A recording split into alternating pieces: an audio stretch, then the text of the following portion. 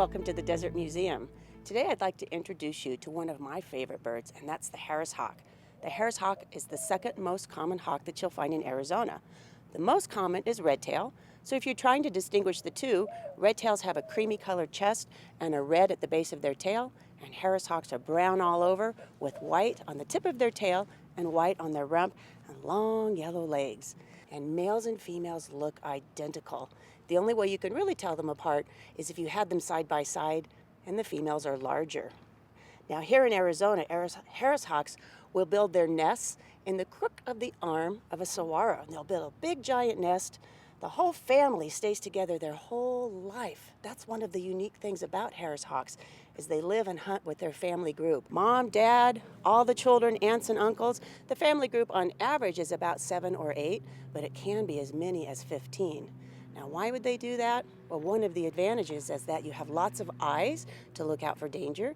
You have lots of birds that can help with hunting, and you have lots of birds that can help feed the babies. When the Harris hawks are out hunting, because they have to share their food with all of their family members, they usually look for something a little larger to eat. So rabbits are one of their favorite food, and they kind of hunt like wolves. They'll have several, Harris hawks will flush out the rabbit, and several will fly after it, and when the rabbit gets tired, it oftentimes will head into a bush, and the Harris hawks will get down on the ground and flush it out, and there's other family members ready to grab it. The female is the boss of the family, or the leader, and she gets to eat first. So that's a good thing for us ladies that are out there.